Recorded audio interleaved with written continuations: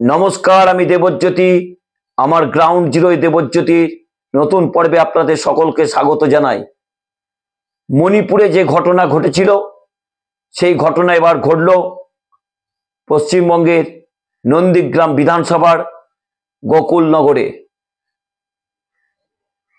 মণিপুরে গত 1 বছর ধরে মহিলাদের নগ্ন করে প্যারেড করানো হয়েছিল, সেই একই ঘটনার পুনরাবৃত্তি ঘটেছে গোকুলনগরে। তৃণমূল কংগ্রেস করার অপরাধে একজন মহিলাকে নগ্ন করে প্রায় 300 মিটার দৌড় করায় ভারতীয় জনতা পার্টির স্থানীয় নেতৃত্ব এবং কর্মীরা।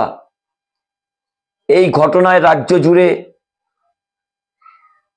ছি পড়ে গেছে। যেখানে আরজি করের ঘটনা নিয়ে রাজ্য রাজনীতি গত কয়েকদিন ধরে তোলপাড় হচ্ছিল, সেখানে উই ওয়ান্ট জাস্টিস স্লোগান উঠেছিল।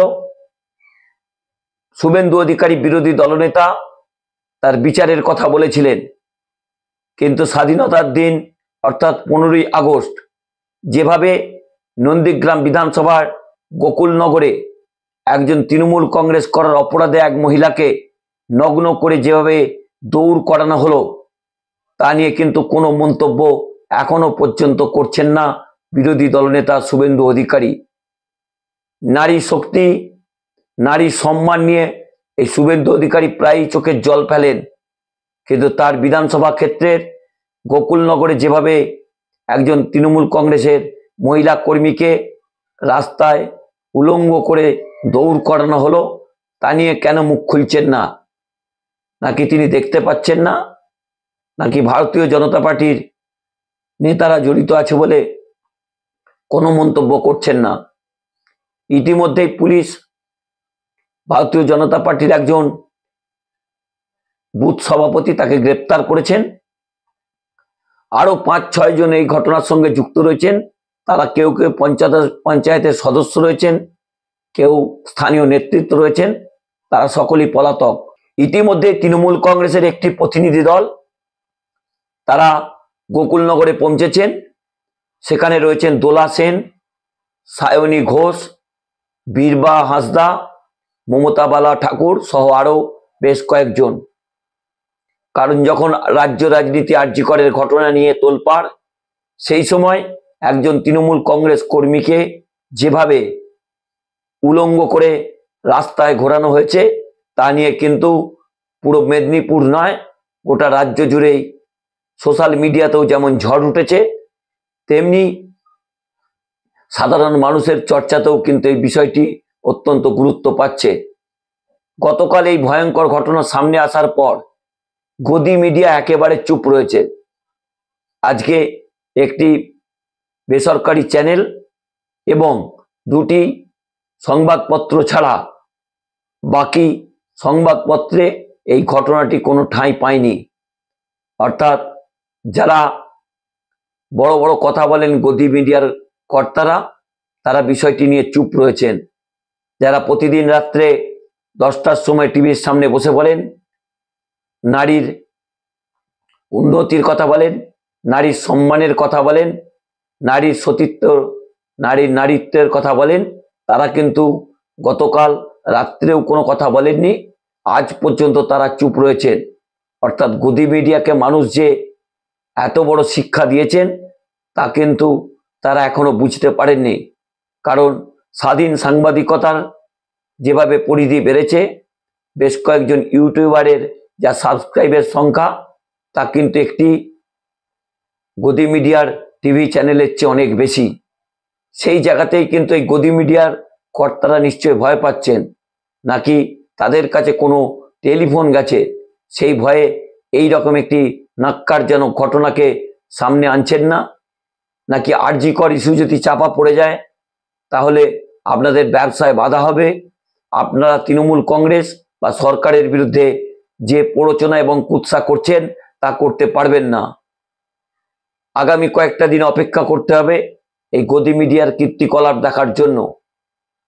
আরজি কর হাসপাতালে যে ঘটনা ঘটেছে, সমস্ত মানুষ থেকে শুরু করে সমস্ত রাজনৈতিক দলই চাইছেন দোষীদের খুঁজে শাস্তি দেয়া হোক।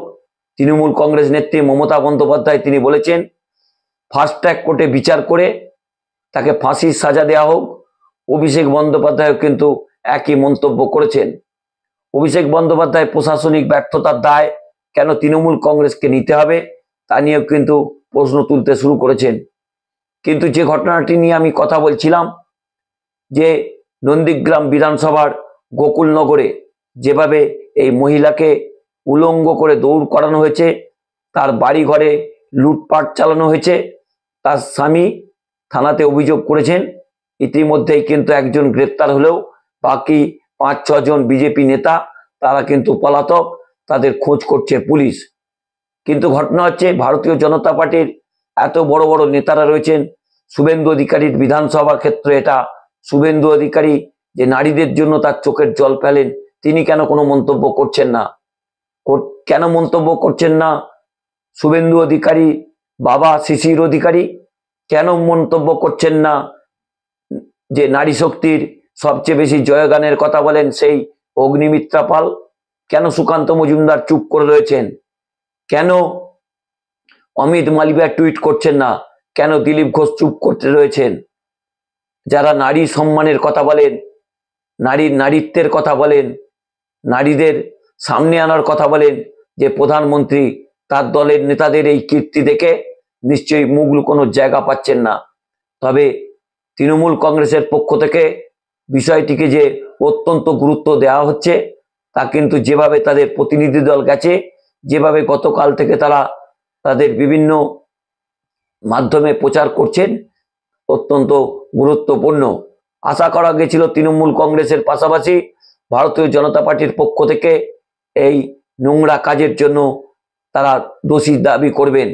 কিন্তু যেহেতু গোকুলনগর বিজেপির একটা অত্যন্ত শক্তিশালী জায়গা, সেখানে বিজেপির বুথ সভাপতি গ্রেপ্তার হয়েছেন, পঞ্চায়েতের সদস্যরা যুক্ত রয়েছেন এবং বেশ কয়েকজন নেতা যুক্ত রয়েছেন, সেই ভয়ে কি শুভেন্দু অধিকারীর দল ভারতীয় জনতা পার্টি চুপ করে রয়েছেন? নাকি যে নারী সম্মানের কথা বলেন, সেই নারী সম্মানের কথা শুধুমাত্র তৃণমূল কংগ্রেসের নেতা কর্মীরা যুক্ত থাকলেই তারা বলেন? যেখানে ভারতীয় জনতা পার্টির নেতারা যুক্ত রয়েছেন সেখানে নারী সম্মান নিয়ে কি আপনাদের একটুও বুকে বাঁধে না? একটু আপনাদের চোখে জল আসে না? আপনাদের সোশ্যাল মিডিয়াতে বেশ কয়েকজন নেত্রীকে দেখছিলাম চোখের জল ফেলছিলেন আরজি করের ঘটনা নিয়ে। সত্যি তো আরজি করের যে ঘটনা হয়েছে তা কিন্তু চোখে জল আসার মতোই। আমরা যারা পরিবারবদ্ধ জীব, আমরা যারা সংসারকে নিয়ে থাকি, যাদের পরিবারে নারী রয়েছে, মেয়ে রয়েছে, তারা এই ঘটনার তীব্র নিন্দা নিশ্চয়ই করবেন। সকলেরই করা উচিত, সবাই একজোট হয়ে পথে নামা উচিত। এবং ইতিমধ্যেই কিন্তু নারী শক্তি পথে নেমেছিলেন 14 তারিখ মধ্যরাত্রে স্বাধীনতার নাম করে। কিন্তু যে স্বাধীনতার ডিওয়াইএফআই এর নেতারা করেছেন আরজি কর হাসপাতালে, সেই স্বাধীনতা কিন্তু কোন স্বাধীনতা তা নিয়ে প্রশ্ন উঠতে শুরু করেছে। পুলিশের পক্ষ থেকে ইতিমধ্যেই আরজি করের ঘটনায় দোষীদের গ্রেপ্তারের একটা প্রক্রিয়া চলছে, যারা ওই দিন হাসপাতালে ভাঙচুর করেছিলেন। কিন্তু নন্দীগ্রাম বিধানসভাতে যেভাবে একজন মহিলাকে এইভাবে উলঙ্গ করে প্যারেড করানো হয়েছে, তা কিন্তু একেবারে মণিপুরের কথাই মনে করিয়ে দেয়। যে মণিপুর মহিলাদের কাছে একেবারে সুরক্ষিত নয়, যেখানে 1 বছর ধরে মহিলাদের উলঙ্গ করে প্যারেড করানো হয়েছে, যেভাবে জাতি দাঙ্গা করা হয়েছে, যেভাবে সোশ্যাল মিডিয়া বন্ধ করে বিভিন্ন সংবাদ মাধ্যমকে প্রবেশ করতে না দিয়ে যেভাবে সেই ছবিকে ভারতীয় জনতা পার্টি আটকে রেখেছিল, এখানে কিন্তু পশ্চিমবঙ্গে একটা গণতন্ত্র রয়েছে। তবে তৃণমূল কংগ্রেসের পক্ষ থেকে তা নিয়ে কিন্তু অত্যন্ত গুরুত্ব দেওয়া হচ্ছে। তারাও কিন্তু পথে রয়েছেন, তারা বলছেন আরজি করের বিচারও যেমন চাই, তেমনি নন্দীগ্রামের গোকুলনগরে যেভাবে মহিলা তৃণমূল কর্মীকে উলঙ্গ করে দৌড় করানো হয়েছে তারও বিচার চাই। নমস্কার, আমি দেবজ্যোতি। আমার এই গ্রাউন্ড জিরোর পর্বটি যদি ভালো লাগে চ্যানেলটি সাবস্ক্রাইব করবেন, বেল আইকনটি ক্লিক করবেন এবং কমেন্ট করবেন, পাশে থাকবেন।